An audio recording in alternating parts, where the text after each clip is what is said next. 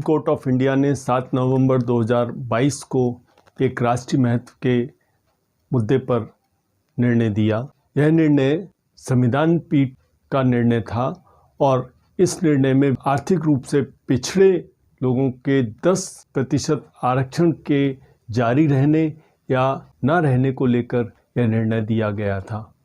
इस फैसले के हमारे देश पर राजनीतिक, आर्थिक और सामाजिक सभी प्रकार का प्रभाव पड़ने की पूरी आशा है और आज हम कोशिश करेंगे कि इस निर्णय को समझ सकें। इस निर्णय में justice U Lalit, justice Maheshwari, justice Bela M Trivedi, justice S Ravindra Bhat, justice Pardiwala शामिल थे। ये तो थे संविधान पीठ के जजेस। चलिए शुरू करते हैं।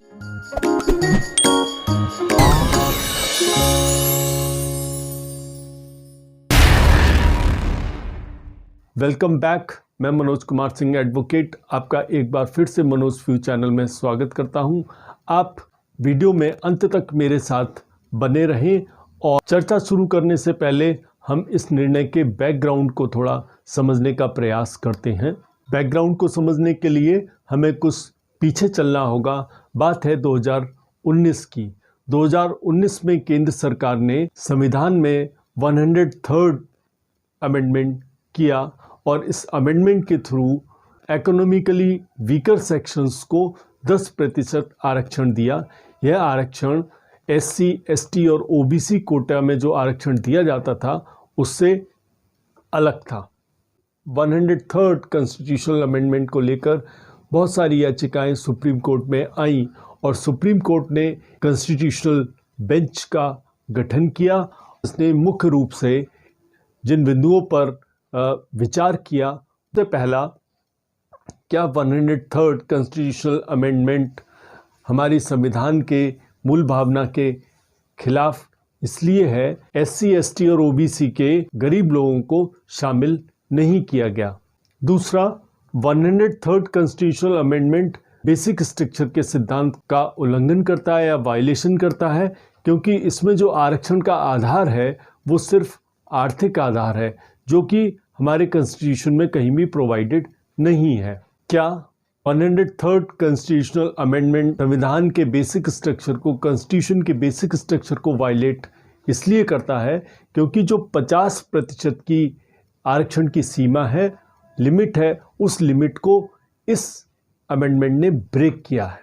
इन्हीं मुद्दों पर इस कॉन्स्टिट्यूशनल बेंच ने विचार किया। विचार करने के उपरांत कॉन्स्टिट्यूशनल बेंच ने 3:2 के बहुमत से यह निर्णय दिया कि 103rd कॉन्स्टिट्यूशनल अमेंडमेंट हमारे संविधान की मूल भावना के खिलाफ नहीं है और यह हमारे संविधान के बेसिक स्ट्रक्चर को वायलेट नहीं करता है। जस्टिस महेश्वरी ने कहा, reservation is an instrument of an affirmative action by state so as to ensure all inclusive approach. It is an instrument for not only inclusion of socially and educationally backward classes. Reservation to EWS do not violate the basic structure on account of 50% ceiling limit because limit is not inflexible. इनका कहना ये था कि 50% की reservation की सीमा है, उसको break करना अनकॉन्स्टिट्यूशनल नहीं है और ये 50% की सीमा इनफ्लेक्सिबल भी नहीं है। इसी प्रकार जस्टिस बेला एम त्रिवेदी ने अपने विचार रखे। उन्होंने कहा, 103rd constitutional amendment economically weaker sections की भलाई के लिए सरकार का एक सकारात्मक कदम है और हमें इसको इसी तरह से देखना चाहिए। EWS के क्लासिफिकेशन को अनरीजनेबल क्लासिफिकेशन नहीं कह सकते हैं।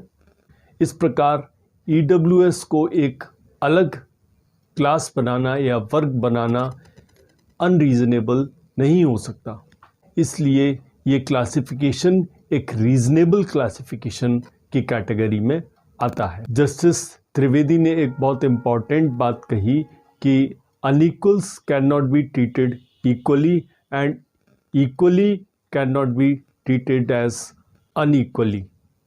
अगर हम अनइक्वल्स के साथ भी इक्वल्स जैसा व्यवहार करते हैं तो यह संविधान में दिए गए इक्वलिटी के सिद्धांत के खिलाफ होगा। उन्होंने आगे कहा कि ईडब्ल्यूएस को एक अलग क्लास बनाया गया है और इस क्लास में सोशली और एजुकेशनली बैकवर्ड क्लासेस के गरीबों को शामिल करना असंवैधानिक नहीं है। इसे सरकार का भेदभावपूर्ण कदम भी नहीं कह सकते हैं। एक अलग से वर्ग बनाना संविधान की मूल भावना के खिलाफ नहीं है। जस्टिस त्रिवेदी और जस्टिस पादरीवाला ने एक बात और कही कि रिजर्वेशन को हम अनंत काल तक लागू नहीं रख सकते। इस पीठ में शामिल जस्टिस यू ललित और जस्टिस भट्ट ने बहुमत के निर्णय से अलग मत रखा। जस्टिस भट्ट ने कहा, आर्टिकल 15 के तहत शिक्षण संस्थानों में तो आरक्षण का आधार आर्थिक हो सकता है, लेकिन जहां तक नौकरियों की या जॉब्स की बात आती है, आरक्षण का आधार आर्थिक नहीं हो सकता, जो कि आर्टिकल 16 का वायलेशन है। इन्होंने आगे यह भी कहा, socially and educationally backward classes के गरीब लोगों को ईडब्ल्यूएस में शामिल न करना एससी, एसटी और ओबीसी के गरीब लोगों के साथ डिस्क्रिमिनेशन है। हमारा संविधान इस प्रकार के एक्सक्लूजन की अनुमति नहीं देता है।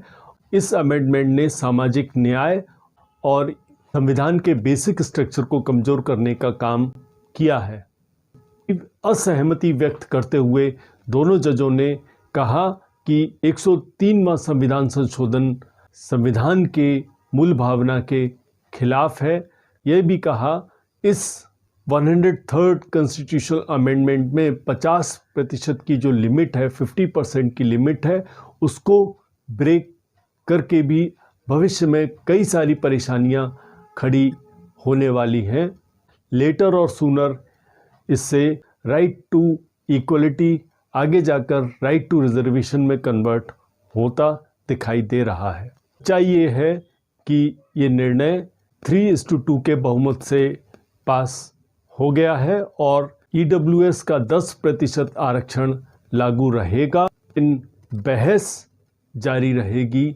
अलग अलग राजनीतिक दल अपनी ज़रूरत के हिसाब से इस निर्णय का विश्लेषण करेंगे और अपने अपने तर्क देंगे, लेकिन हम लॉ के स्टूडेंट्स इसका इसी तरह से एकेडमिक एनालिसिस करते रहेंगे। यदि कोई पक्ष इस निर्णय से असंतुष्ट होता है तो न्यायालय में पिटीशन फाइल कर सकता है और हो सकता है सर्वोच्च न्यायालय इस मुद्दे पर विचार करने के लिए फिर से एक बड़ी बेंच का गठन करें और एक बार फिर हम इस निर्णय का पर डिस्कशन करें, जिसके लिए हमें इंतज़ार करना होगा। आपको इस वीडियो में दी गई जानकारी कैसी लगी, आप मुझे कमेंट बॉक्स में ज़रूर लिखें। जाने से पहले मैं एक प्रश्न और आपसे पूछना चाहता हूं, क्या आप बता सकते हैं कि अब तक हमारे कॉन्स्टिट्यूशन में टोटल कितने अमेंडमेंट्स हो चुके हैं? आप मेरे कमेंट बॉक्स में ज़रूर लिखें, जिससे कि मैं नेक्स्ट वीडियो में सही उत्तर देने वालों को मेंशन ज़रूर करूँगा। आप इस वीडियो को लाइक करना, शेयर करना और सब्सक्राइब करना ना भूलें। Thank you for watching Manoj view channel.